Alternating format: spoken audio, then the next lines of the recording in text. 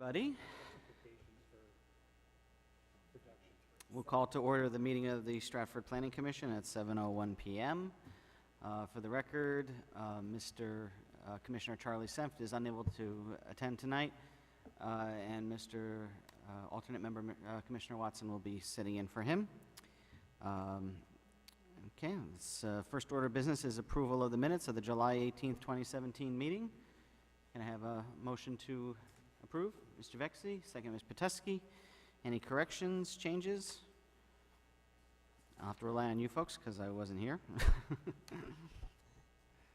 And on that note, my apologies for being detained. We had there was a crash on the parkway that prevented me from being here, but I want to commend Commissioner Figliotti for taking over the duties of the chair. I was told you did an excellent job, so, and you never know, that could be good training for next year. We'll try to get everybody, the returning members, some seat time in the last quarter of the year, just in preparation for the change next year, so.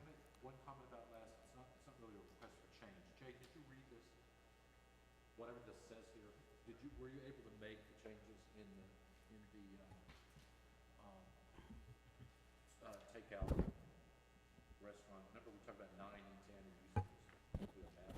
All the changes were made and all the changes were put into the recommendation letter, as well as updated. Well, you don't update it yet. You don't update it until you present it to the zoning commission. We give your folks' feedback to them. So I can't see why they would choose to ignore a typographical error. There's some confusion here because we still had 9 and 10 in our minutes. As long as you straighten it out, I won't raise the issue. Straightened out. Okay. Yep. Thank you. Okay.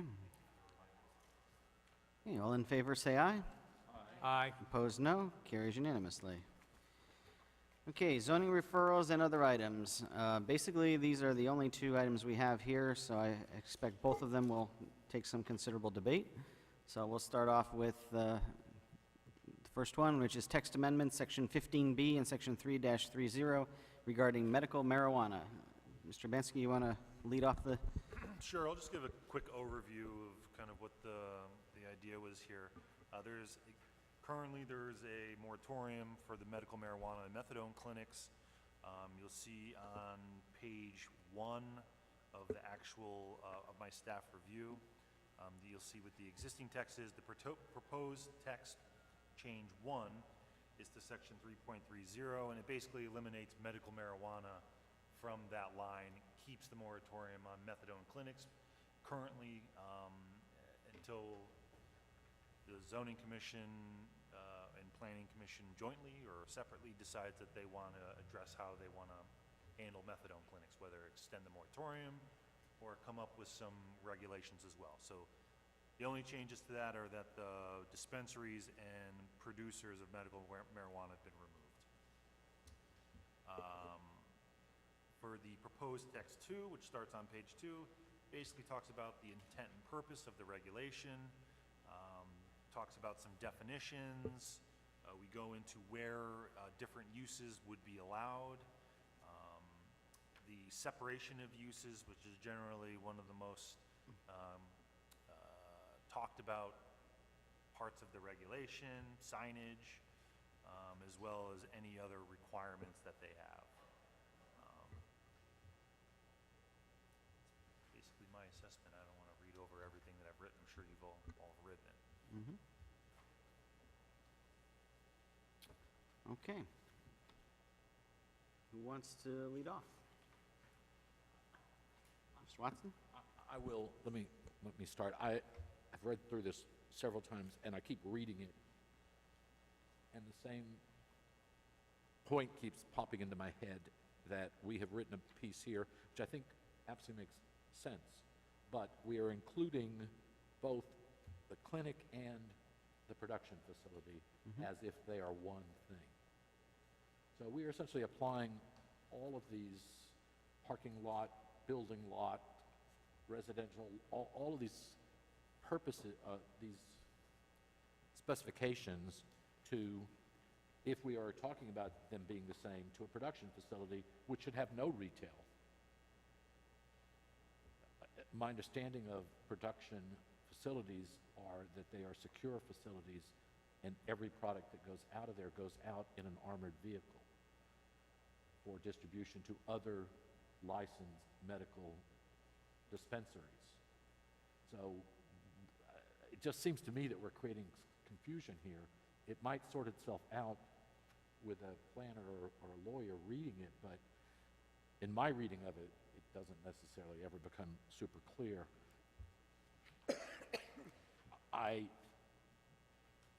And maybe Mr. Bansky can say, is this boilerplate that everybody's used and we're essentially just going off that? Or is this something that really reflects something we've written very specifically for Stratford? Well, the definitions are taken straight from the Department of Consumer Protection. Okay, That's how they define them, that's how we define them. okay. So, But is my point valid? Does that make any sense to what I'm saying? I would need more explanation, because I'm not too sure. In what ways do you feel like they're being treated, they're difficult to differentiate?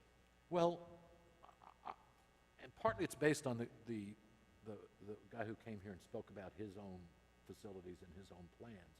And he made it very clear that his dispensaries buy all of their product from one of the two existing facilities and he explained how it was delivered and everything else to him. I just think that it seemed to me that we're talking about a wholesale production operation, a strictly commercial operation, and a medical retail operation, that they're two very separate things. And I know when you read through it, the zoning even is different. It looks like there's a more inclusive zoning for the retail portion of it. But I guess my question is this a worthwhile, something that we should think about and make sure that we've covered it in a proper way? Do we need to, are we saying to any producing that we would love to open up 5 acres for you in Stratford to have a production facility here? Because I don't think in our conversations we've never discussed that. We've always talked about meeting the needs of our population. So I just 2 years down the road, when they suddenly need more production, and they already need more production, he made it very clear that they don't have enough to cover all of the existing licensed clinics in Connecticut as it is, that they run out of stuff in the middle of the month sometimes. So there is a need for it, and maybe we want one. I'm just saying, it doesn't seem like we've been clear about it, and we're presenting something that someone can come in under the wire with, because we've written it in such a way that we've given them that opportunity without consciously saying we want this kind of an operation here. I don't mean to throw any hammers into the gears right now. No, that's fine. I mean, this is what we're here for. This is a chance to debate these issues from our perspective and from a planning perspective. And, don't feel if we need more time to get answers for something. Our job is to provide commentary to the folks that actually have to adopt this, which is the zoning commission. So, feel free to throw as my many hammers honest you like. feeling is, I want to see us push this to zoning, saying, act on this. Mhm. It's been too long. There are too many people in this town who need this service. That's the only question I'm asking is, can we ask zoning to take a look at that, make sure, does it need to be differentiated? Does a paragraph need to be added? Let me ask the question. We don't have to allow production facilities. This is written, this proposal says that a production facility would be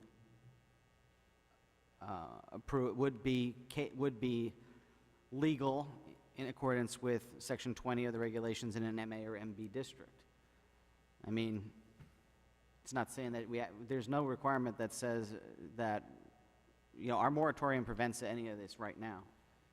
But if this commission or if the zoning commission felt that, okay, we're on board for distribution to, help those people that are in medical need for it within our community, that's great. but we don't want to take the step of becoming a place where production's going to occur. There's 168 other towns that, might want to jump in on that one, but Stratford isn't it. So, keep that in mind. We can suggest anything we want in our report back to them, including taking a whole section of it out if we wanted to. So, don't feel constrained. Can you tell, what's an example of an MA or an MB? All of Lordship Boulevard, up until, Access? no, all through Access. There's a couple of places, I can't remember the name of the streets, where that little open park is. Oh, that's, Meadowview, I yeah, think. yeah. There's like a portion of that little area that might be residential, but for the most part, south of Birdseye is MA. MA is basically our industrial district. It's it's probably, other than all the cumulative residential districts combined, it's the largest one that we have. South Stratford's an industrial part of the town.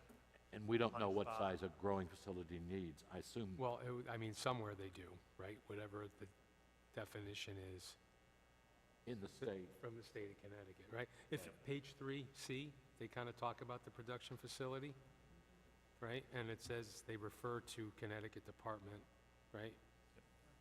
So I imagine, we don't have that specifically, but I think that would cover the description or whatever the requirements would have to be for that facility to exist. And then whoever wanted to build one would have to meet those requirements. We sure that citation's correct? 12-155?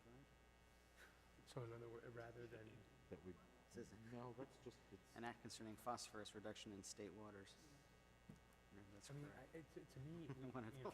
as opposed to, letting, if they comply with what the state says, that seems to be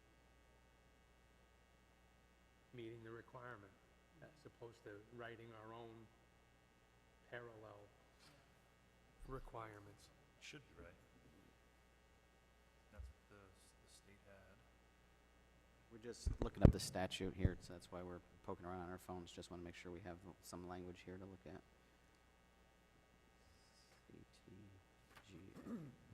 CGS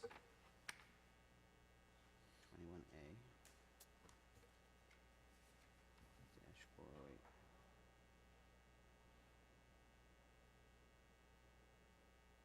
Yeah, and that probably has to do with, my guess, Mhm. we took the language straight from their website. The phosphorus has to do with fertilizers and different, probably fertilizing requirements that the state has. Holy moly. The statute is fairly large. I brought up 21-408, so it's pretty big. Let's see if there's something on production. And keep in mind that the state only does issue a certain amount of producer and dispensary permits per year. I'm not even sure that they're going to be, I know that the gentleman that spoke at the meeting with us said there was talk about issuing new producer permits, but nothing's set in stone, as far as I know. And at this point, there's only two. There's only two production facilities for the state. Correct. may I ask, if someone walks in your door as the administrator, you'll have to turn it over to zoning or planning to say, would you like this kind of business here? Both uses, either a Both of them are dispensary or special- a producer has to go for Okay, a special. then you know what, I answered my own question. And it's clear in this document? Anybody with a fine reading would actually see that in this If you look document? at section, page 3, 15B3, a medical marijuana dispensary facility shall be permitted only in the following districts, subject to a special case approval. Okay, can I ask that we bold that when we send that to planning? Sure. Bold it, underline it or something, and then if we do that, I will withdraw any of my objections, and I think we're okay. Does that make sense? Which section are you want highlighted? 15B3A, 15B3A? right? medical marijuana dispensary facility shall be permitted. No, it's 15.3B. 15.3, with the production facility. 15.3B? Right. Okay. I know. So maybe you also need to bold, underline special case in both of those. Well, we can put that into the report. I mean, it carries the same weight. And for those of you that, well, I'm actually the only one that's been on zoning. Section 20 is the big one, and that has all of the, it seems like every application references Section 20, because, Criteria. yeah, it's the criteria, and it also is, that's it's still a 4-vote minimum? Correct. Yeah. 4 out of 5 votes required to pass anything under a special case. That's why they're fairly restricted in there. And they also, if they've been held up in court, that you actually have to, I'm assuming we're still doing this, you have to give fairly good reasons as to why you're doing it. Yeah, just for giggles, I'll read it, the big section here, because it's not that big. I mean, the one area is the special case criteria.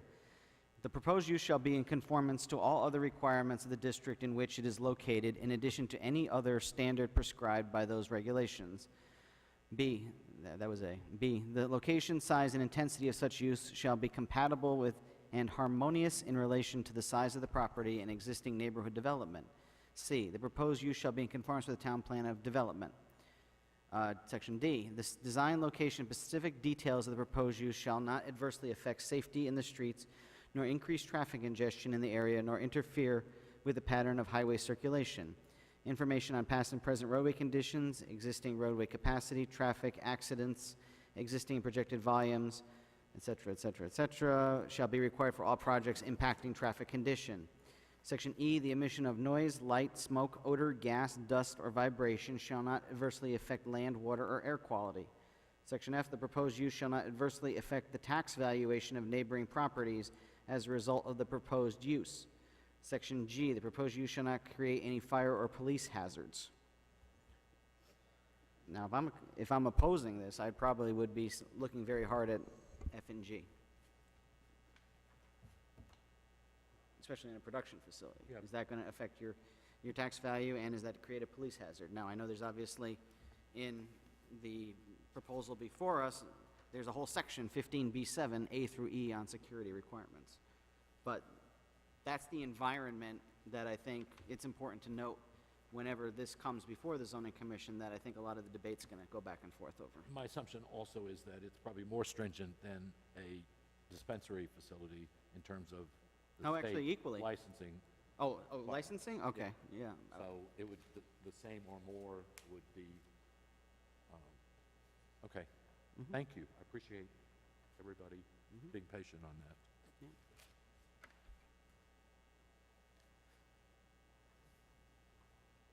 Floor is open. Anybody else want to jump in?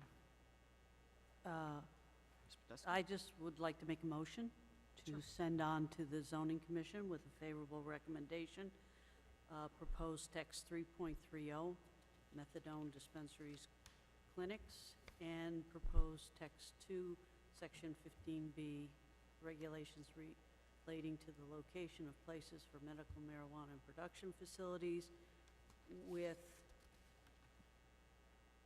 section 15B3 applicability, section A, the word special case approval be highlighted, or subject to special case approval be highlighted, and in B, subject to special case approval be highlighted. Okay, we have a motion by Ms. Petesky to refer to the zoning commission with a favorable recommendation and with the notations noted. Is there a second? I'll second.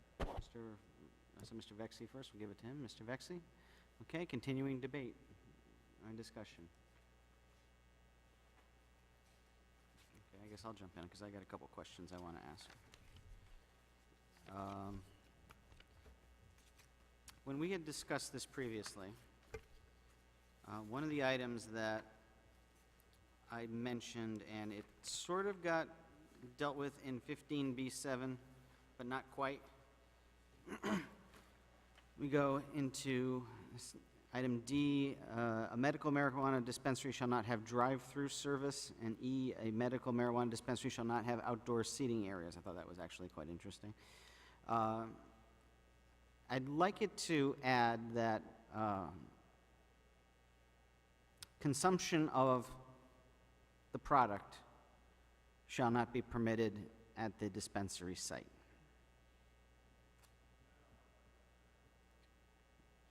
Mr. Chairman, would Yes. you repeat that, please? I would like to add a provision, and we can talk about the language of how it is, that consumption of medical marijuana shall not be permitted at the site of the dispensary. Agreed. And I'm going to tell you why I want that in there, and it is and all of my feelings on this really are based upon the fact that as much as we are setting these standards out for medical marijuana facilities, there has been plenty of buzz within the state that they are trying, that there is significant support, let's put it that way, within the legislature. Maybe a majority or not, I'm not sure, but there's significant support for recreational marijuana legalization. And what I've noticed, and I've mentioned this before, is that the general feeling of the courts in Connecticut is that you cannot have separate rules for separate items. They say there's one thing for all. So I'm not sure that if we say we're setting ourselves up for medical, that would actually pass muster in the court. And obviously, if somebody is seeking the advice of a medical professional, you know, it might be necessary for them to do something there at the dispensary facility. I don't have a very good idea as how that's going to work there. But what I want to avoid is having it a place where, should recreational be legalized, that this regulation gets challenged in court and suddenly say, okay, the same things apply to a recreational facility, and then it turns out to be a place where marijuana is consumed recreationally by patrons. So I would like to add in there, as I said, that it shall not be consumed at the dispensary site. If this is indeed for medical usage, the same like any other prescription, it comes in a little bag, you take it home, and you take your pills when you get home. I don't see a need for it to be taken at the dispensary site. May I ask how they would do that in a liquor store? What's that?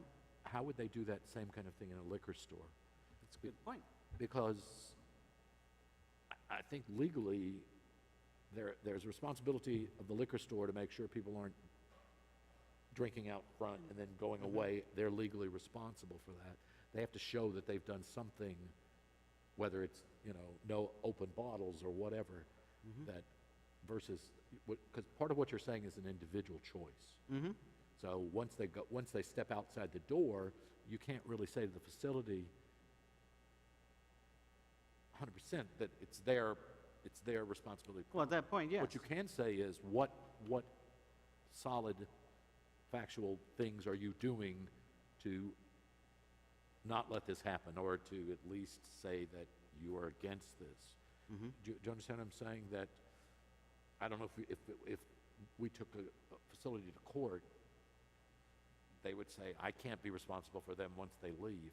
Well, That would seem to be part right, of at that point, that once they've left, the same way, and we're using the analogy of either the pharmacy or the liquor store, either one of those.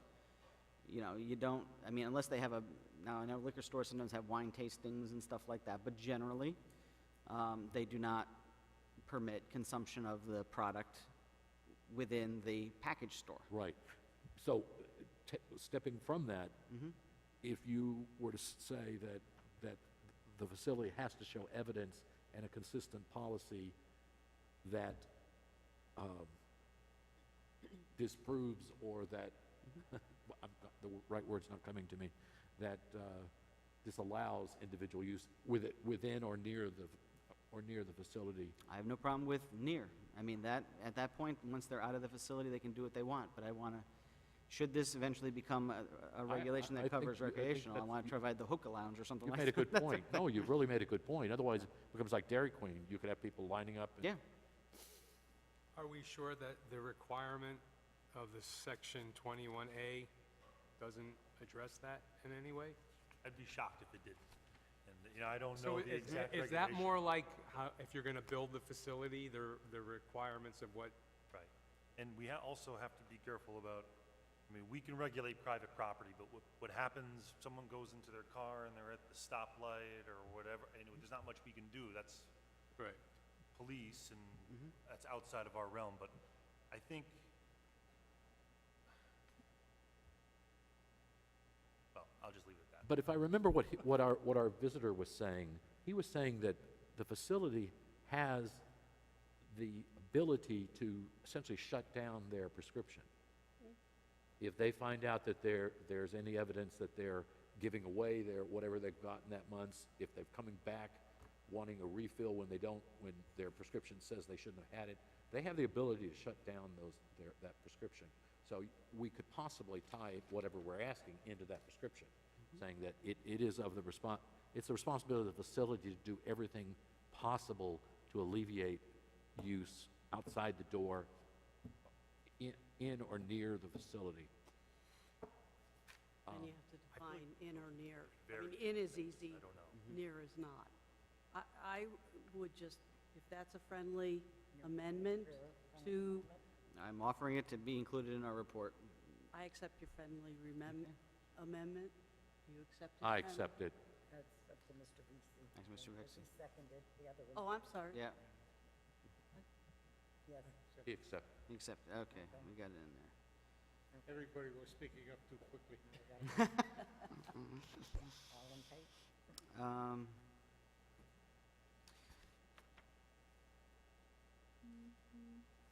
There was something else I had flagged in here that I wanted to discuss. Okay, so the methadone stays in there because we haven't discussed it.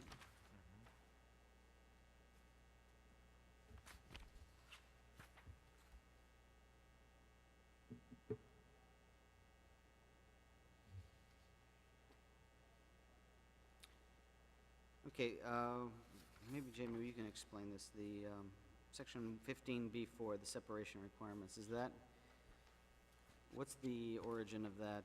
Is that similar to our liquor regulations, or is that something separate? No, this is basically taken from what most towns have done, except we've chosen to go a bit more restrictive than what most towns have done. I think the state recommends 1,000 feet. I think Milford has 1,000 feet. We've decided to at least start the proposal at 1,500 feet, and there wasn't much direction as to how anyone really wanted to go, so we decided to go with, I decided to go with 1,500 feet as a distance. Yeah, part of the reason I was asking is because I remember, actually, it's before you joined us, the liquor regulations had feet distances, and it ended up becoming a total mess Yep. of how you calculate it. So that's why I was just wondering where that language came from.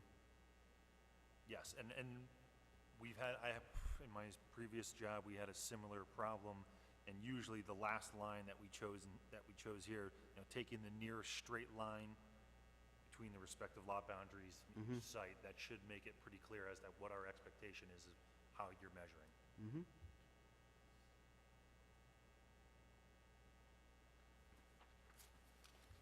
Okay.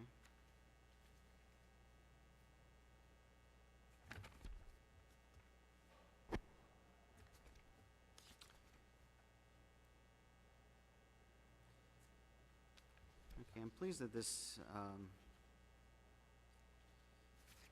it seems to have gone out of their way to, in at least 15B1, to talk about the medical usage of it. Because I do have those strong concerns about this. I share the concerns that Mr. Watson had regarding the production, because we had one session here in the chamber where we talked a lot about the dispensary side. We never really delved into the production side. So that's, I'm not 100% clear how that's all going to work out, but it seems like it's separating what zone is actually allowed in will probably help there. The signage rule, I'm not sure how that seems very sensible. I don't know if that'll hold up, if ever challenged, but nonetheless. Yeah, well, be that as it may. It's a tough one. Yeah, That's a really tough section to navigate. And,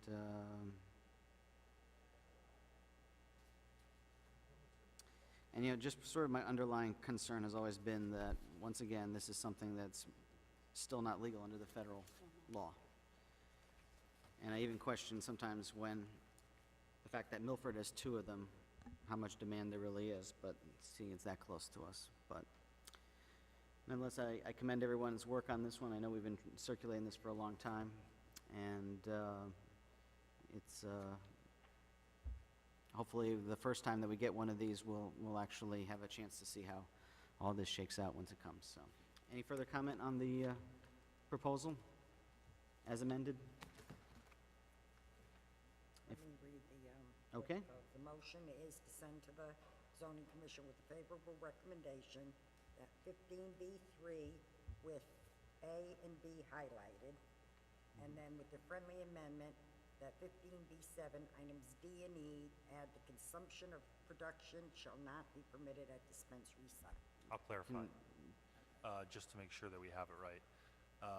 So it was section 15B3, the word subject to special case approval in both the subset A and B should be underlined.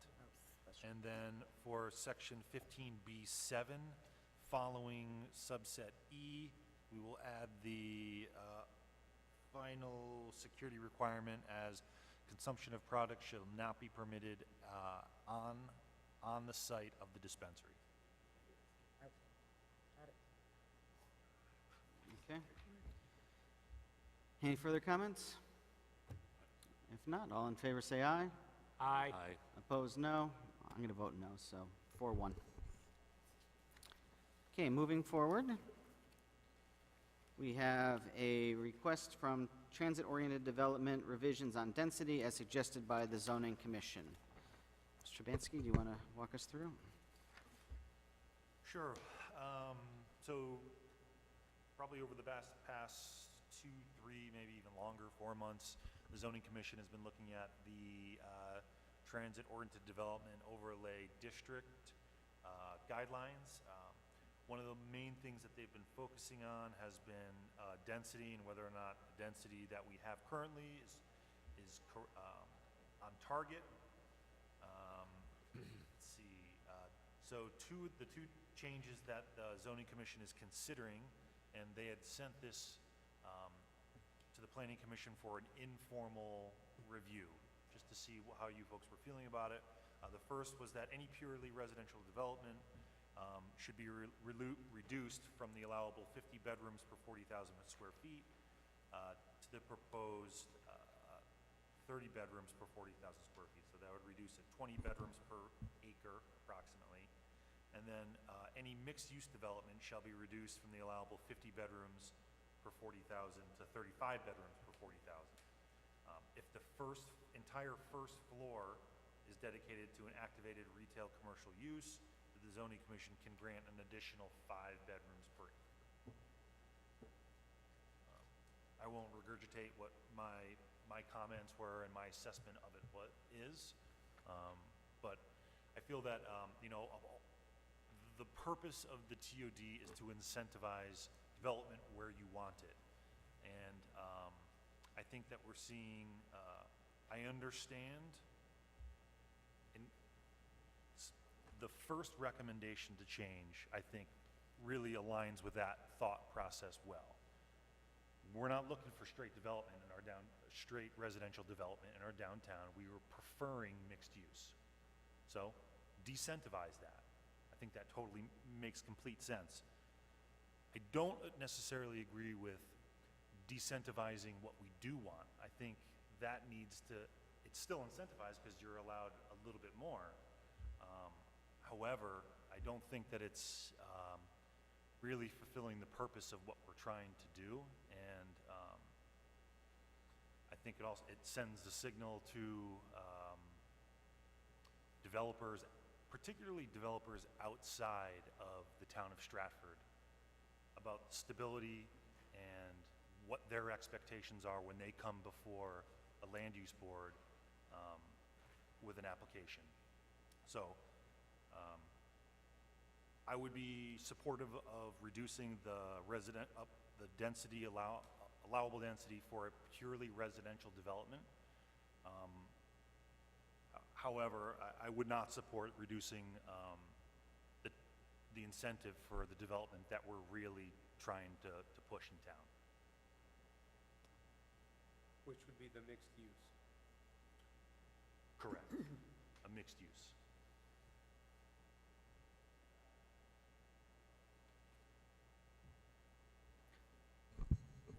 Ms. Petesky?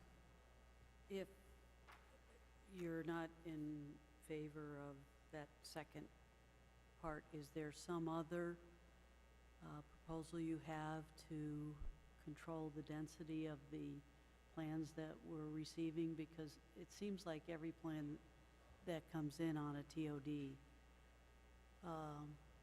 receives a lot of feedback or pushback from the neighborhood. And then you get into all of this back and forth and legal problems. And then you end up with threats of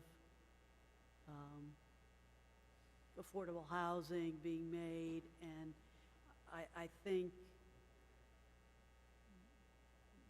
maybe we can find some compromise that we won't get into these situations, you know, because some of the items plans are quite dense.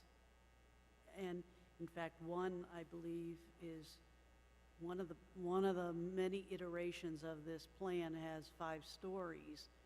And in the plan of development, it says that buildings should be limited to 4 stories in the TOD development. That's on page 24. So is there any other way of putting this so that we can control density? It's a tough question. I mean, there's no perfect, you know, it's funny, I was just reading a really great article, it was what's the perfect density? And, you know, the smartest, most renowned scholar on TOD, his name is Paul Saravino, he said there isn't one. And it's all based on what the town feel is, and what's gonna work in Austin is not gonna work in Stratford, obviously, and what's gonna work in Bridgeport is not gonna work in San Francisco. So, you know, I think that the intent was, you know, the general standard is 75 units per 40,000 square feet. And that's for a mid-level size town. Stratford, I would say, is a little bit less than that, but it's still considered by the U.S. Census Bureau as an urban cluster. I mean, we see our town as suburban, but it's based on square miles and population, and it's still relatively urban. So the standard is generally 75 units per 40,000 square feet, and we're at 50.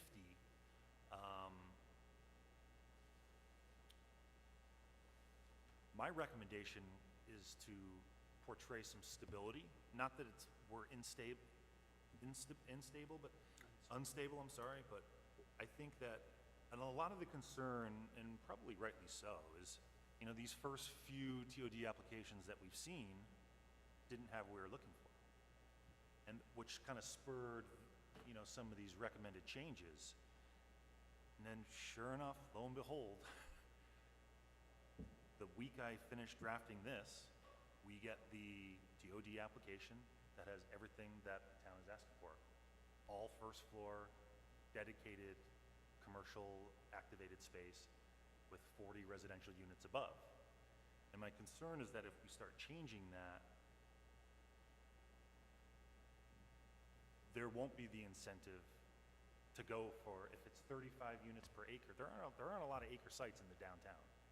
And if someone wants to build 30, 40 units, well, I can't do it because of it's been lowered. What's my other alternative to get 35, 40, 50 units Just a point of for an affordable housing application? Yeah. But point of clarification, it says if the entire first floor is dedicated to commercial uses, as you say, may grant an additional 5 bedrooms, which to the 35 would be the 40 bedrooms that you're talking about. So it actually would comply with even these changes, What would comply? just what you, My hypothetical scenario? yeah. No, Okay, or add- the one add that more to you, it. okay, Let's say yeah. they needed 50 units. Which, say they wanted 50. But maybe that wouldn't fit the area or the location. It's possible. It just seems like everything that developers, and the town does not have very large parcels of land. So everywhere that you put it, the developer wants, rightfully so from their point of view, the highest density they can get away with. But the townspeople on the other side don't want that kind of density. You know, I think the fact that they fill the audience with people against some of these developments indicates that. So, you know, that's why I'm asking, is there some other way than this? But I just think developers are tending to push the density in areas it isn't appropriate, in my opinion. Can I make a comment? Please do. I've been reading up on this as much as I can, and I've been reading up as much as I can on philosophical Todd thinking. And one of the things I keep reading is that context equals success. That if you don't establish the right context for a new building within that district, you will never have a successful Todd district, because visually you won't end up with a district that people say looks pleasing. And I think that's part of the problem that we have yet to iron out, is these buildings, no matter what size they are, how do we put them into the context of the local neighborhood? We're not, that conversation is never going to go away, because I don't care if the houses that sit around it are investments of every owner that sits around there. And the value of those houses are determined by what is around them. A 5-story building is going to take away the percentage of value of the houses around them. There's no way around that. So if I'm next to those houses, I'm going to be concerned with the value of my house. I also, this past week, someone put up online the first plan that Stratford did in 1955. Yeah. Their first planning commission. One of the things it had was a highway that was running to the right of Nichols Avenue in the swampland, that was going straight up through Connors and straight up through Worcester and everything else, this giant highway going straight up through there. It never got built. I wonder why. Because the houses were there at the time. I mean, Stratford had the good sense to say, we don't think we want that. So I know people don't like to say, I think actually that Todd is a good idea for this town, but I think that looking at other towns' Todds, they have controlled it. They've come up with master plans saying, if you want to build in our town, you got to build it the way we want to see it built. And I think we're going to keep coming back to this again, that whoever's building these buildings, they're going to shape the way Stratford looks. Not us, unless we do something that says we are going to put some kind of control on you. Now, oftentimes it's going to mean we're going to have to wait a lot longer time for someone to say we want to come build in your backyard because you're not giving me everything I want. But so what? I lived in the village when they didn't let anything more than a 4-story building get built in New York. And now those buildings are worth millions of dollars when they were worth $70,000 in the 70s when I moved in. I lived in Chelsea, in areas where you could buy a building for, I was offered a building once for $70,000, a 4-story building. Now that same building I know is worth multi-millions of dollars, and ultimately they only allowed building along the river. They didn't allow building in any of the historic areas of I think that also is always going to be part of the problem, is this Todd sits on the edge or in our historic district. Mm-hmm. That's going to be a problem. That is, we like to think of ourselves as a small town. We are on the verge always of being small town and an ex-urban town, or however we want to call it. We really sit on that fine line. In the next 10 years, we're going to determine where we fall. But I think that 10 years from now, what is going to be the most valuable thing to be?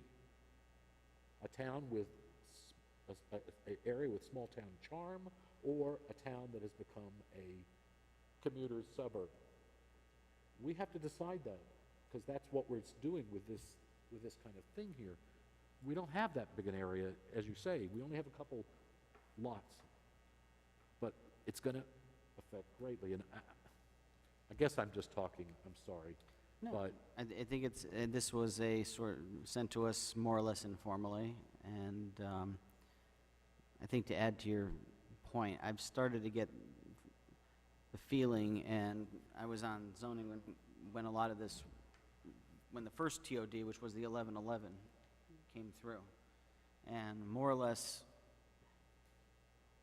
the God's honest truth is that we were, and this actually did happen, there were two proposals that were submitted to the office. One was for a strip mall with a drive-through restaurant, and the other one was for an 8-30G housing development on 1111.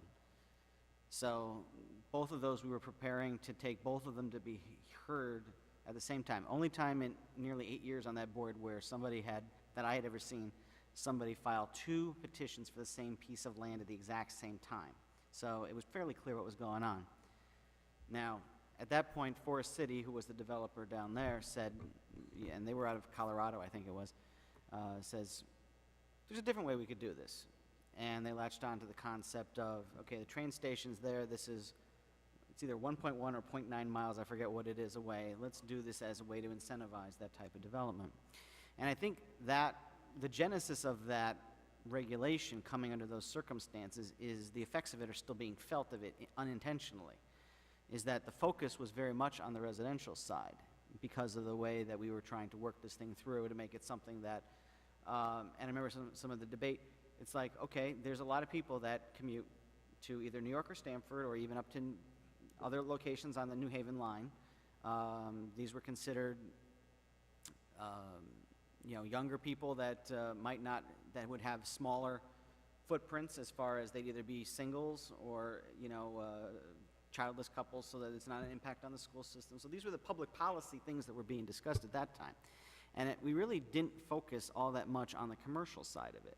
And since the time when that was proposed and enacted into our regulations, now mixed use is becoming something that we want to pursue in order to continue this revitalization of Stratford Center, so that it is not only a place where people live, but a place where people can go to patronize restaurants and stores and whatnot.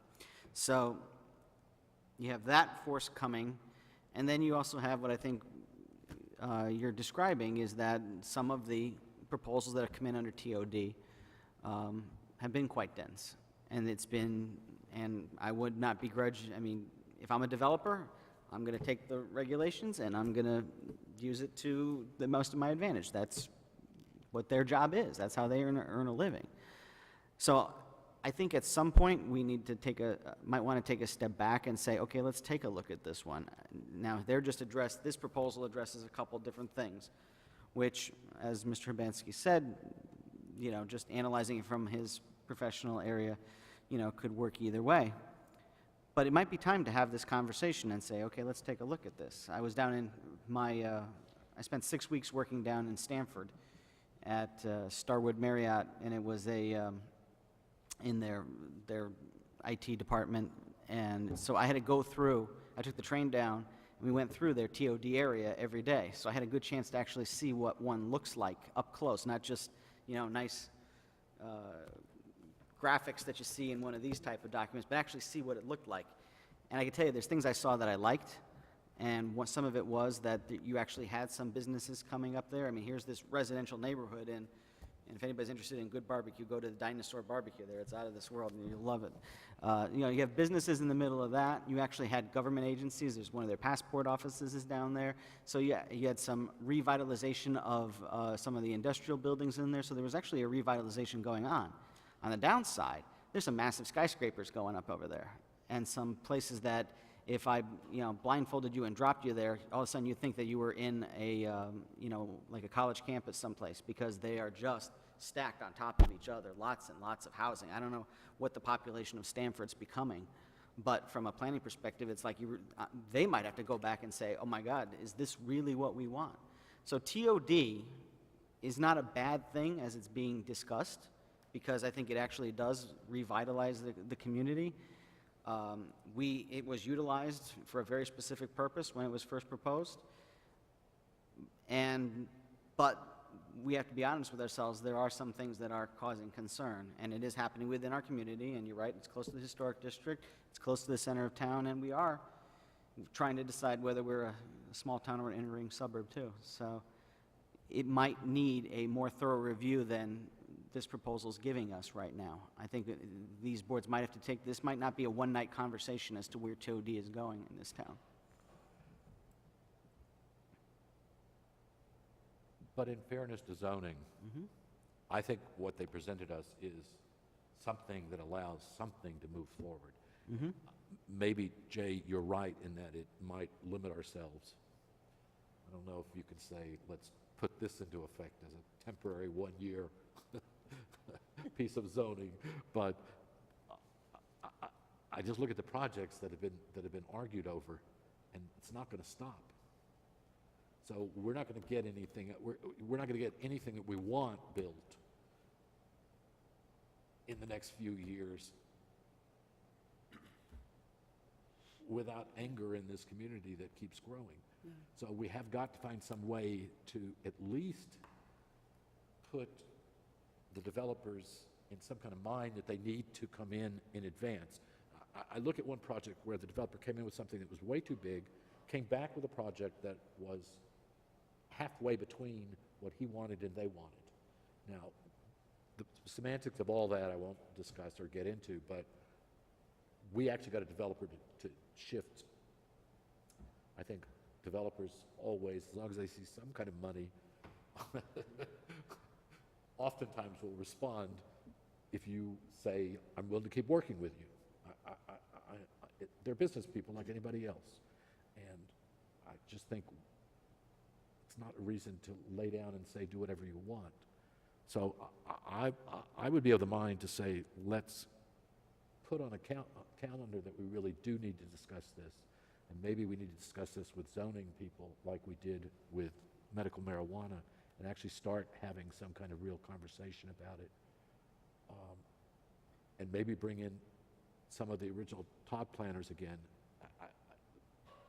And I'm not making this to be against anybody who's done work on this. I know there's a lot of work that's been done. It's very obvious to me when you start looking at it, but I think it's an ongoing process that constantly needs to keep evolving. So my feeling is that what I see in the second part is that it has a firm commitment to retail space on the ground floor. So I think rather than, we could put as many people here, coming here, but we're still not going to have any retail for them to say they love being in Stratford. And if there's any building that's going on, if it doesn't have retail in it, we're not going to ever have anything that's an amenity that someone's going to say they want to live here for more than 2 years. I see it from the millennia people that are moving in the apartments in California, and they work in Stratford. I mean, they work in Stanford, and they say, it's great, it's cheap, it's nice, but I don't live my life here. Well, you're not going to get, as soon as that person's given an opportunity to move to Stanford or someplace else, they're going to. We're not going to develop a stable rental population here without having those retail amenities. I think the balance we need to put more energy into making those two things happen. And I know from hearing from developers, they don't want to do it. Retail's a hard thing to sell right now. But that doesn't mean we shouldn't have it.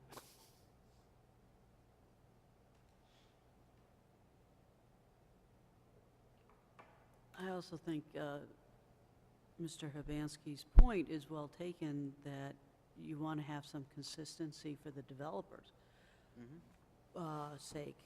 But that doesn't mean that this can't be the consistency or something similar to this. Because then the developer who comes in can decide, yes, I want to work with this, or no, I don't. But at least when they come to the zoning board, hopefully this would lessen the density and therefore lessen the number of people against it. You know, it becomes more palatable to the townspeople, the residents, because it's not as dense.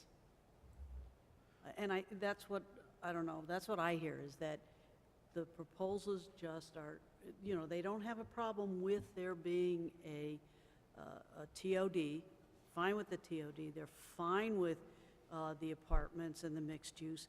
They just don't want it to be so dense that it affects traffic, it affects their area and, you know, their neighborhood. So I think we have to, personally, I think we have to come up with something that lowers the density. If this is a way to do it, and it's the only way we have to lower the density, then I think we should do it. May I ask a question? Sorry for my lack of knowing this. How does this relate to general Stratford zoning? In terms of, If they were building anywhere else in Stratford, would these apply, this 30-bedroom, 40,000 square feet, you can't build an apartment building in Stratford right now, anywhere else? anywhere. Because we're done, we've used up all of our All Stratford those bedroom buildings are buildable. gone. Okay. So the only place we can build is within a half-mile radius of, in the Todd. Or through 830G. Which is, those are the only two real residential developments that we're seeing. It's either a TOD or it's an 830G. So what if we were to consider, I know that you're saying that we need to replace that hideous mapping law that doesn't function at all. What if we were to come up with something like this? Townwide. Man. Would this solve your problem? No. I mean, because you would be then allowing for density in areas that are probably not appropriate. I think you want to really focus your density around your mass transit. That's the whole idea. That's why we're getting funding for complete streets. That's why we're getting funding for our coastal resiliency plan. It's because of the density that we're allowing on mass transit.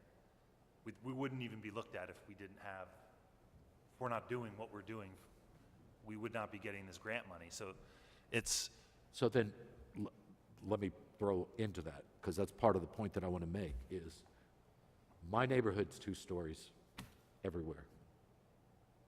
It's, you know, typical 1950s suburban sweetness and all that stuff. Well, the area around those buildable lots in the Todd are really the same.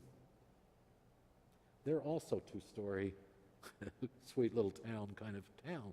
So we have got to come to a resolution on that. Either that or we say we're going to do urban renewal on our own town. It's a real conflict that has to be solved in some kind of way. Or we will always have this fight. it's true. Developers just Does the have to- TOD have a height limit? Does the TOD have a height limit? It does. It's 4 stories. The zoning commission can allow for a 5th story Okay. if there's some unique feature about the parcel or its location. You know, if the stars align, they'll allow them to go a 5th story or 60 feet.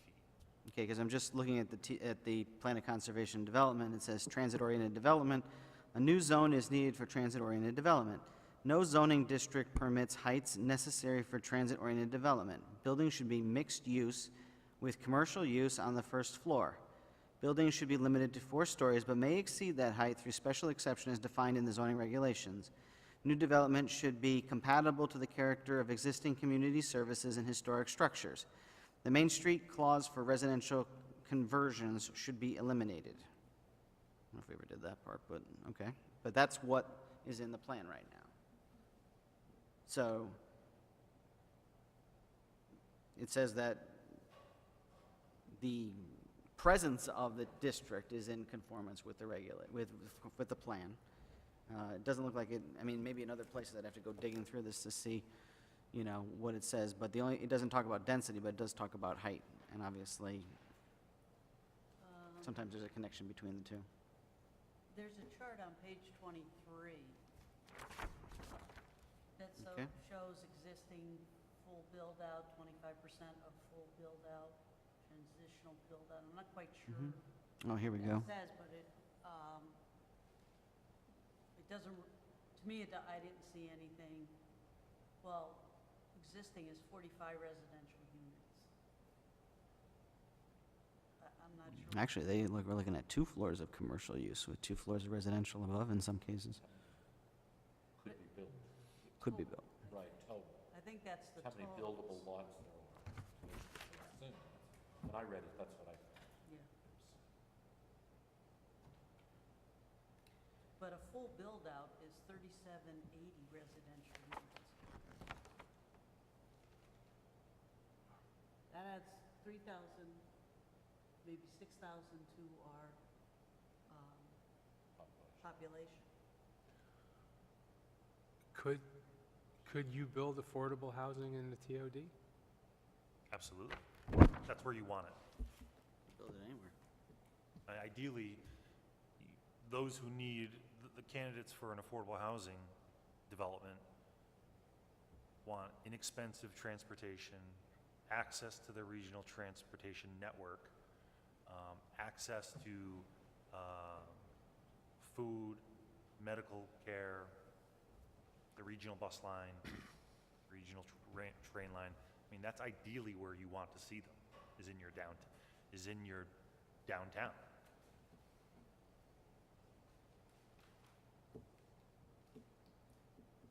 And the requirements for affordable housing would be different than, in other words, what would be the number of bedrooms for 40,000 square feet? There is no cap. They can propose essentially whatever they want. You know, I mean, there's within reason, you know, generally what they do is they'll look at, say, all right, what does the zone allow? The zone allows, on a particular parcel, it allows 50 units. Because I'm losing money on 30% of the units, I need to build 90 to make up those market rate ones. I need to make up from what I'm losing on those affordable rates. So, I mean, there's no exact number. You know, they come and usually, what will usually happen is they'll come in double what's allowed, or triple. And then, you know, then the dance happens and it gets settled somewhere.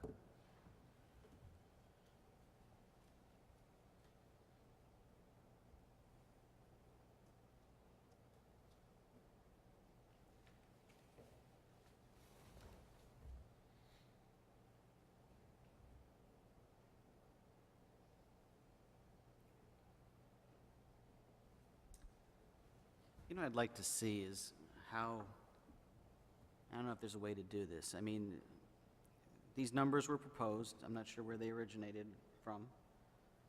But, you know, what's the effect of this? You know, okay, a reduction of 15 bedrooms for 40,000 square feet in item 1. Okay. I don't even know what has been proposed in those other TOD. I don't know how that, if this were in effect, how that would affect 1111, how it would have affected the area over there on Ferry Boulevard, how it would affect the church's, ex-church property in there. It's just numbers. I'd like to see what the effect of that kind of a change would actually have been. And I would even take that a step further. Well, why 30? Why not 20? Why not 35? I think you want to be careful as to just throwing out arbitrary numbers because someone says, oh, it's too much or it's too little. You know, it's very difficult to determine what that number is without really looking at the research. And like I said, the numbers that we have are taken from what all the scholarly research says it should be. I mean, they're not arbitrary. 50 bedrooms is not an arbitrary number. It was based off of the 75 units for a similar sized town that's looking to build out their TOD. We went a little bit more conservative than that. So I agree. I mean, I think it would be important to know, you know, you could interview developers. How would that change something? On a 3-acre parcel, you're looking to come in with 75 units, which is allowed. How would you, or whatever the numbers may be, I'm just throwing stuff out there. How would a reduction of 30% impact your bottom line? I don't know. I'm not a developer, but I think it's also important to not just choose numbers that are shoot from the hip as well. I think it's better to take if you are going to reduce it, there should be a measured approach and a justification as to why. Yeah. Other than it just seems like too much. Which, I mean, look, people are entitled to feel that way. But I try to base it on reasonable justification. To your point, could we have Mr. Hibansky come back to our next meeting and take this proposed new section on TOD and see what would have happened at 1111? How many units would it have had because you know the size of the property, you know how many units there are now, what would have been under this. Same thing with the church, same thing with the Salsey, and I would love to have a planner help me do all that stuff. I couldn't, I can't do all that. I can't. well, you know the size of the property divided by 40,000 square feet and multiply by 50 or 30 bedrooms. I don't know why if that's difficult, then maybe one of us can do it. It's not difficult. I'm reviewing 5 affordable housing applications that take months to write. And it's not hard to do. My bandwidth is maxed out at the moment. Well, if it's okay, I'd be glad to go to the town engineer and get the size of the properties, and we'll just bring back the information and we can calculate it right here at the next meeting.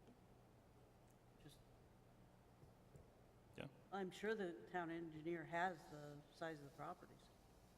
It's all available online. You could just go into the town GIS and I mean, I'm not trying to give you more work, but the point I'm trying to get is if, you know, we are a planning commission. If we're going to set policy for the future, and I'd like to have, you know, planning and policy decisions made based on, you know, evidence.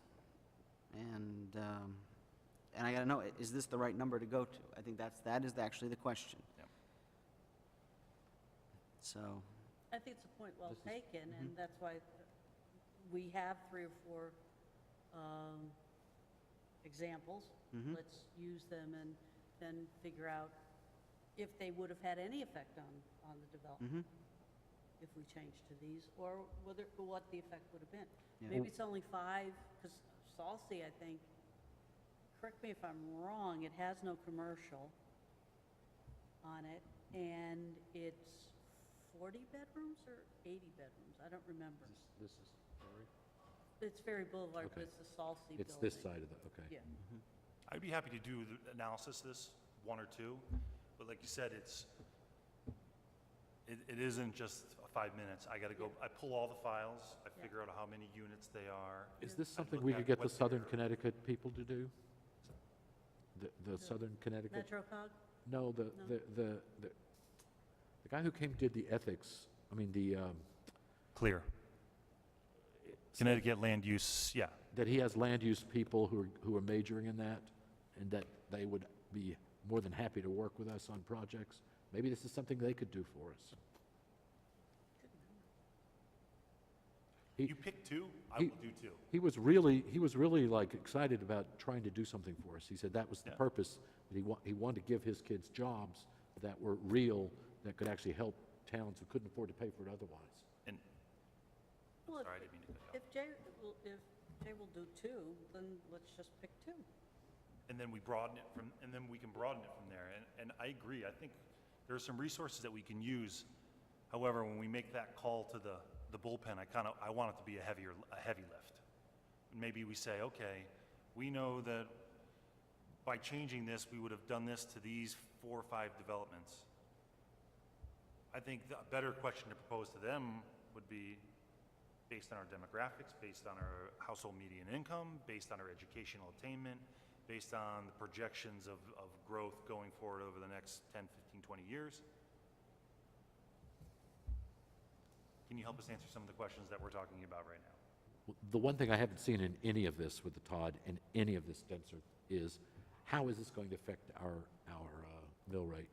How much income are we going to be bringing in from these buildings if we go through this? I haven't seen any data on that. We think that this is going to save us 10 years from now, but we don't know. Building all these apartments, are these units going to actually make a dent in what we're making when we also have to put the expenses against it? Or is it going to be a wash? Or are we going to end up paying more because we're going to be paying more for schools? I Or haven't is seen that any really of that data. is that really the public policy driver between TOD? Is it what? The public policy driver behind TOD. I mean, if the job is to reduce the mill rate, you know, adding more apartments may or may not be the right way to go. It also we'd have to look at how it would affect our WPCA plant. You're adding, Or just the whole I- traffic question.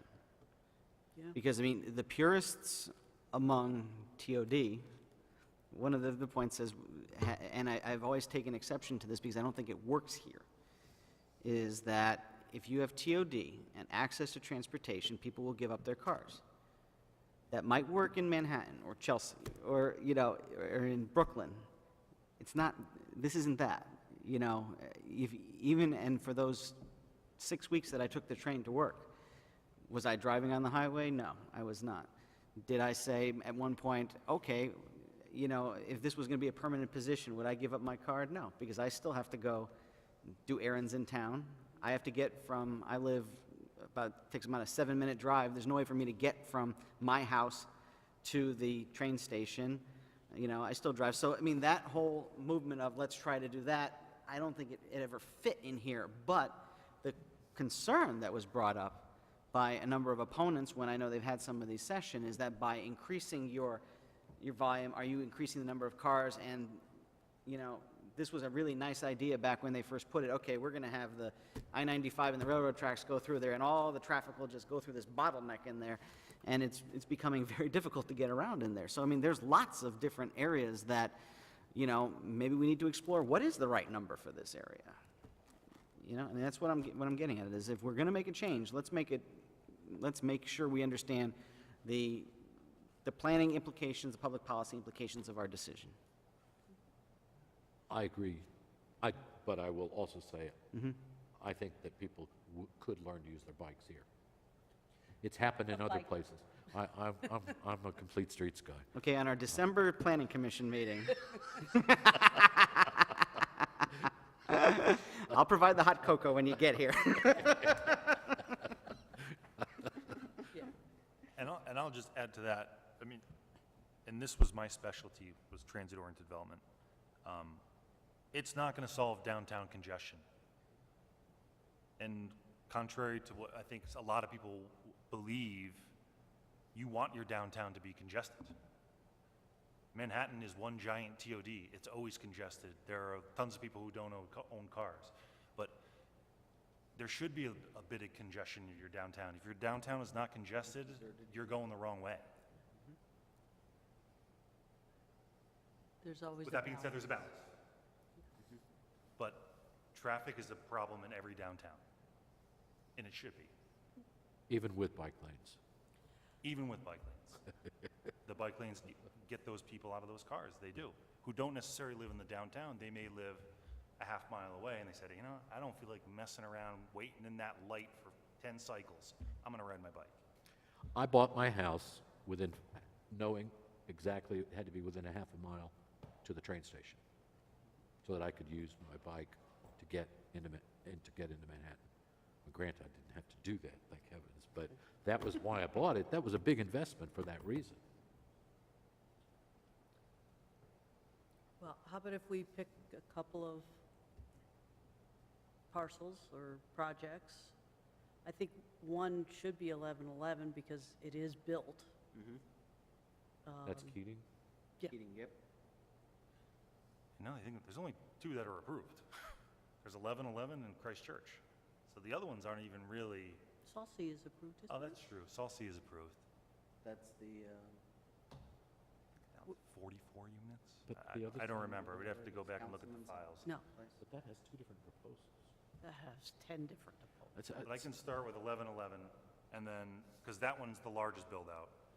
1111 and the Christchurch, unless someone wants to do, me to do the Ferry Boulevard instead. I just think the Ferry Boulevard on the opposite side, because it's gone through so many proposals already, Well, represents every possible choice from the densest to, But it hasn't been approved, I think. but it hasn't been approved, so I don't Salsi, know. though, is over there, and that one, I think, I just haven't followed that as closely. I'll put those together. Which one? 1111 Stratford Avenue and the Salsi project based on, I mean, it's really only going to be on number 1 because neither one of those have a commercial component. Right. None any of other them items? have I a think a motion commercial. to table would probably be in order, unless people have other comments on this. None of them have a commercial component. That's, Yeah. probably one of why they want to try to push that commercial end of it. And commercial is not just stores. It could be doctor's offices and lawyers' offices and, you know, the like. Anyway, I make a motion to table this until the next meeting. Motion to table by Ms. Petusky. Is there a second? Second? Second, Mr. Vigliotti. No, there's no discussion on motion to table, so all in favor say aye. Aye. Opposed, no. Carries unanimously. Okay, we're going to march through the rest of these. Any campsite reviews No. or 824s? Nope. Anything on the plan of conservation and development that we need to talk about, Ms. Petusky? One question, you know, we've talked about, and we sent in I think a resolution or a letter regarding funding for either some kind of planning to, money, zoning money to have our zoning regulations match our POCD or vice versa. Jay's indicated there is no funding at the moment. I'm wondering if maybe we could follow up with the town, it went to town council, if I'm not mistaken. Yep. So in their deliberations, or even if Jay can find some money in his budget, maybe that process can be looked at as well, so that, I think it's important that it, At least to ask. Does anybody know, and I don't know the answer to this, did any of that, the council's past budgets, obviously they've been vetoed, but did any of that money actually make it into one of those 3 proposed or adopted budgets? No? At least one of 'em. I asked, and it did. yeah. It did? But then it got cut, not all of it, but it got cut back. Okay. So I don't know. Originally, we were asking for 70,000, I believe, correct? No, the original was like 200,000, So maybe it got knocked down to 70. yeah.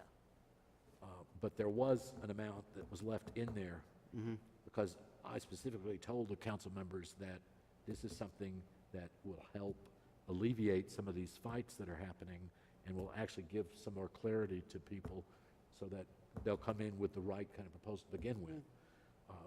So they seem to understand what that meant. Okay, I can follow up and let me see if I can get a sense of the history of what was in and what was out So I'll talk to I don't one know. of the council members and see. I know the very first iteration of the budget did have it. The others I'm not sure of, Okay. but they all got vetoed, so. Sure, we can. And as I mentioned to Mr. Hibansky earlier, I know my budget, the Recreation Department budget, put that hat on for a second, is exactly what I requested of the mayor in February. So I do not have the budget of fiscal year 2017. I have the budget of fiscal year 2018, which is not what we, you know, I understand the charter to be, but, so I don't know how that works. You know, this whole process is, people ask me why I haven't gone back to the council. It's like, one and done. I'm having too much fun with you guys anyway. So, I don't know. God bless them all. What's the expression? Something unsteady is the head that wears the crown. You know, the people that sit in these chairs, you know, look out. Anywho. Okay, so I'll take a look and see if I can find out what's going on with that, and I'll send a further advocacy to them to remember it when they go to budget number 4. So, okay, so I think we're noting in item 6 that 5.3 of the zoning regulations, the zoning commission has said they're not going to act on it. So, I guess we'll just maybe next term we'll take a look at that. But for the moment, it's not going to move forward. Correct? As far as I can tell, and I went back and forth between taking this off, but I thought that if there are changes, I have to look to see who's going to be here in November and who's not, that it might be something that we leave on. I was going to leave that up to you. I wasn't going to just take it yes, off. actually, that's a good idea, because seeing it's not going to be taken up, I mean, we can propose all we want, but if they're not going to act on it, there's no point in wasting our time doing that. So probably a motion to strike from the agenda would be in order so that we're not repeating that. Correct? Unless you wanted to leave it on so it doesn't fall off the radar. Well, one question, they weren't willing to act on the suggested revisions. That came through the planning commission No, originally? they had to initiate it, right? Or did they, what they initiated? We initiated it here. Oh, we did? We discussed it all of last year and most of 2016. That's Mm-hmm. what Gary was working on with the planning commission when I started. Okay, I wasn't here at that point. Okay, that's actually before me. And that was a priority, and that was how it was on the agenda when I started. So we continued pushing it along. We did our reviews. I drafted some recommendations. We discussed. We felt good with them. We sent them to the zoning commission, similar to what we got tonight, an informal recommendation. Did they want something more formal? I would put it together. It was just too hot. Yeah. That was the rationale, it was too hot, or was there specifics that they didn't like, or just trying to get the feel for it? I mean, could We we should take? go back and look at the minutes, because I think I would have a different interpretation. Oh, okay. But I think it was a combination of, It's controversial one, subject.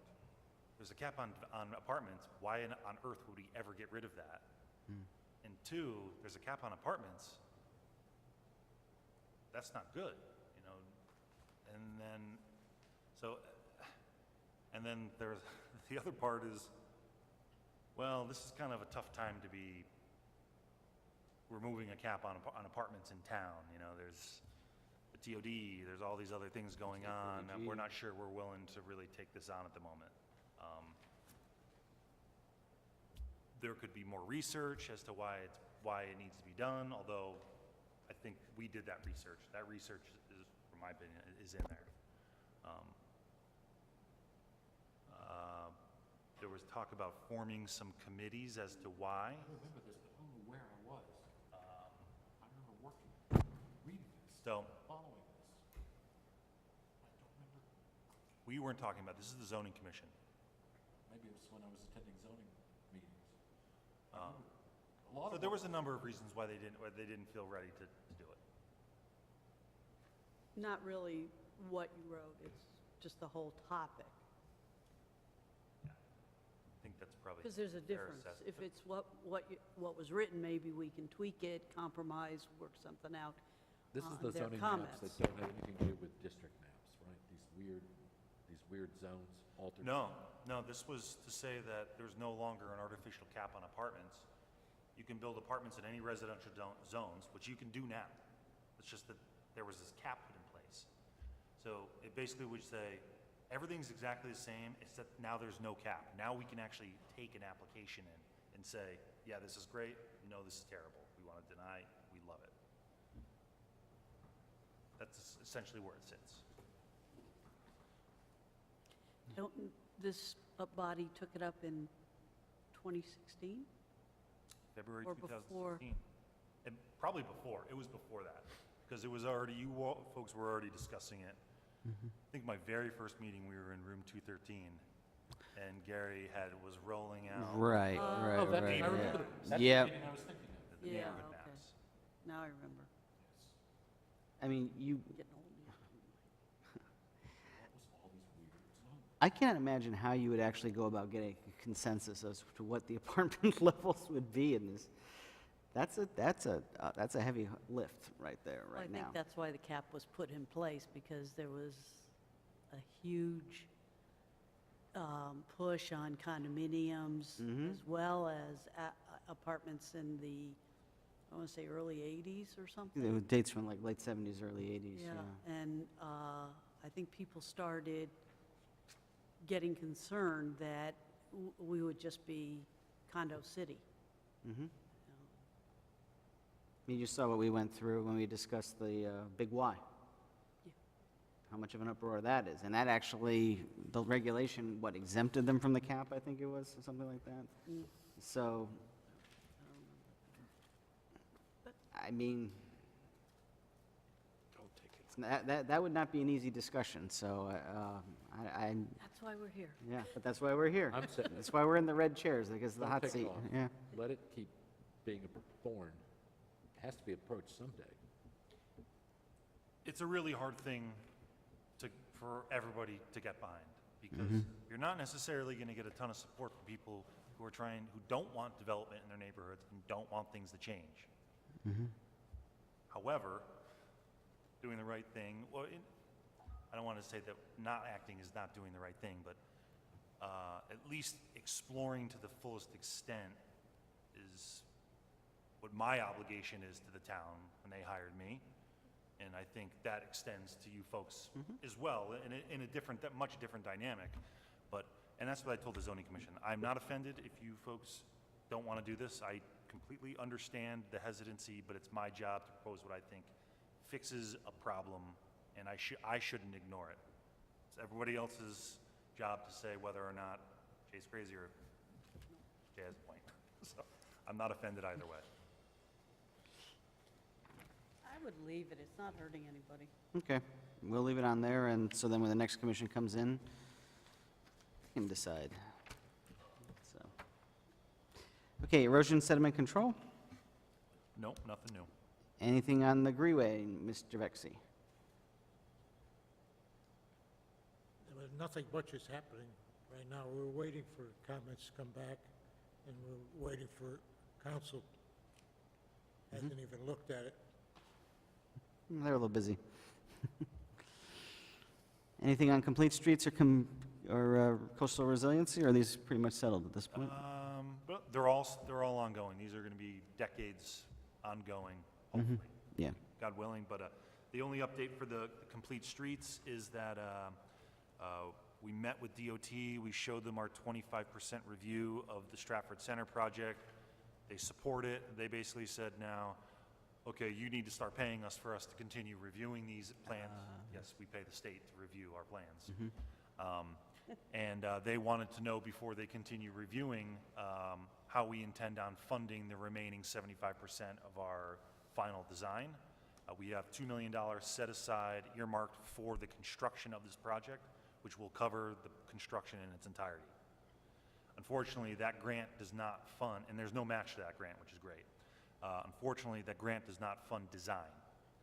What's great news is that the leftover money for the planning for complete streets, I was able to convince them to put it and give us that money to design as much as we could of the construction plans with the remainder. And we got to about 25 to 30%. So we're looking for another $100,000 to finish the design. Engineering, design, traffic modeling. That's where we sit. Okay, That email came today. very good. So everyone needs to get on their used cars sale. You only need shoes and- 100,000. Huh? You only need 100,000. That's it, Take Visa? approximately. I just basically we got 30%. That's not bad. 25 to 30%. No, that is good. Quarter of it for $30,000, $35,000. Times that times 4, that's around 140,000.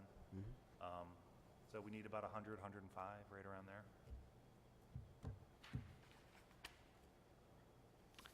If we had 100, I could almost guarantee that we'd be able to get it done with our current consultant. Wow. It's amazing. Yeah. Mm. Can you send me the information and I'll start looking I will, as much as I can? I will. Excellent. And then for the resiliency plan, we have our meeting with FEMA in 2 weeks. They'll be coming out for 2 days from DC.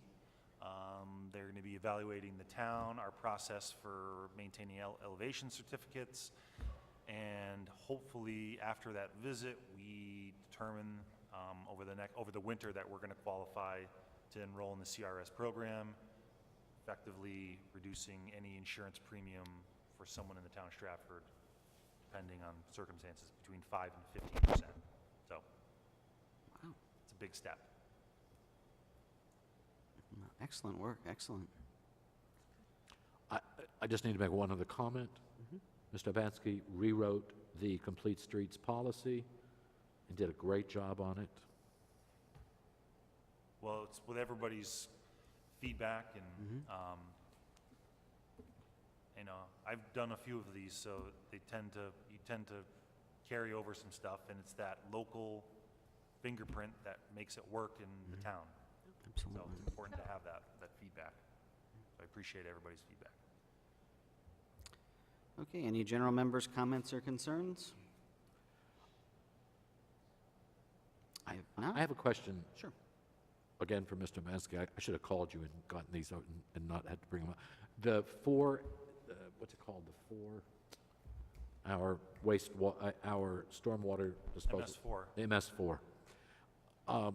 Has that gone into effect now? July 1st, And it will affect all projects? all projects. Okay, good. And does conservation know that? Yes. Okay, The conservation administrator, in conjunction with myself and town engineer, all three of us drafted our town's application and permit. So I've essentially just turned the compliance with MS4 and a letter from a certified engineer ensuring that that a project is complying with the MS4. That's a standard condition of approval. Anything going forward right now with the zoning commission. so projects will start showing Probably had maybe pervious 5 or pavements and other things popping up. 5 or 6 have already given us certified letters, or letters from a licensed engineer saying this project is in full compliance with the town's MS4 permit. Good, thank you. Excellent. If I can just Please? throw out something to mull over, which may tend to be a little controversial, but the numbers in our school system have continually decreased. And I don't know whether it's the purview of this planning commission or with the Board of Education, working with them. It might be something to consider the possibility of closing some schools because of the numbers going down. And I'm not saying this September or even next September, but I think it would behoove us to look at a plan of how we could reduce our bricks and mortars and so that our school system is more efficient in the use of its buildings, lowers their overhead, hopefully puts more money into the school itself, the teachers and the classrooms, instead of paying enormous amounts. What comes to mind is flood school is a huge drain with utilities and costs and everything for that building.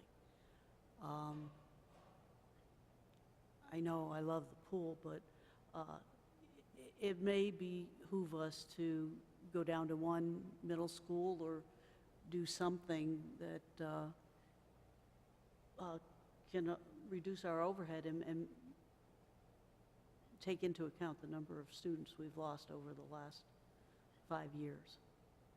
We probably have lost almost 250 students over the last 5 years. And if you recall, when we had Superintendent Robinson here, she said that she would consider starting to close the school when we lost about 250 students. So I bring it up now because I would like to see this as a future plan, not a, we're going to close this school in September. So it's not, try to make it less of a hot topic. It's going to be a hot topic anyway. But if we can show some kind of planning behind it, as opposed to a knee-jerk reaction, maybe it'll make more sense to the people of Stratford. Just throw that out for food for thought. Wow.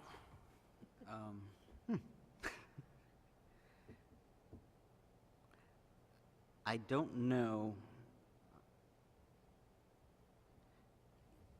with the discussions with the superintendent and then with a lot of the public outcry with Center School, if you have the numbers to back up that it's getting reduced, I would love to see it, because I could never figure out if our population was growing or decreasing based on those discussions. Because in one voice, they would say, no, we don't need another school when they're talking about Center, reopening Center.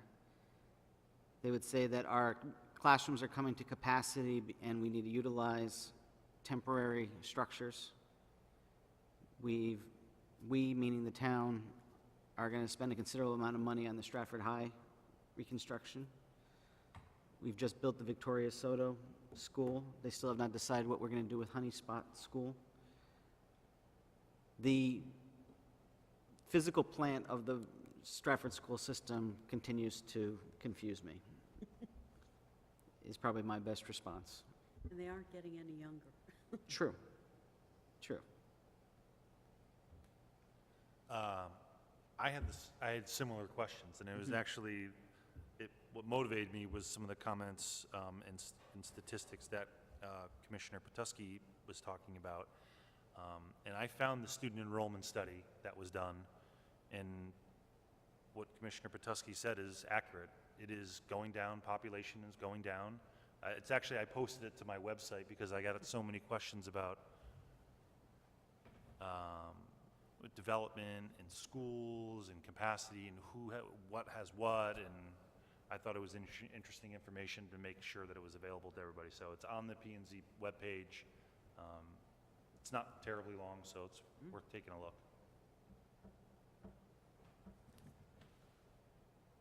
I will do that. I mean, Stratford has closed schools in the past. You know, we mentioned a few.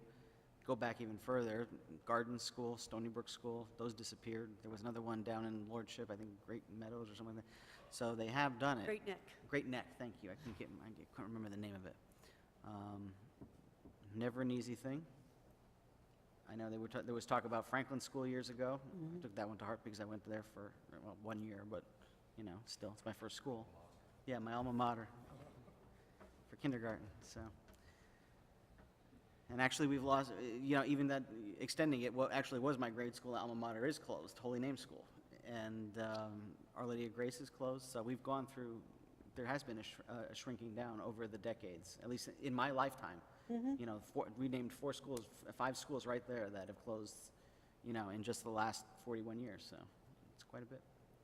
This is where if you go back into the Todd and start saying, if we're gonna start building all of these apartment buildings, what is the capacity we're gonna need for schools? Because theoretically, if you're gonna add 3,200 units, which I read somewhere was how many units Todd, the build-out, could offer, then you could end up having 1,500 more kids, which would mean we needed an additional school built if you were to take that as, you know, just rough numbers.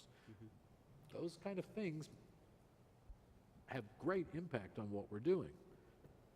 It's not a reason not to consider, it still is a reason to consider. Right now, do we want to warehouse a school for the next 10 years until we get to that capacity?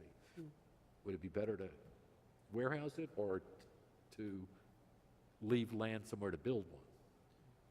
It's an excellent point. It shows you how intertwined planning policy is. I mean, 20 years of ignoring Section 5.3 in the cap, is it directly related to our population? I don't know. I think that it's not just that. It's the growing age of our population. But it just goes to Limited show you availability how of all jobs. these things all run concurrently with one another and impact each other. Yeah, honestly, I'm 65. 10 years from now, I don't want to be in a house, but I want to be in Stratford. I need a place that I can move to that's an efficient place to live in.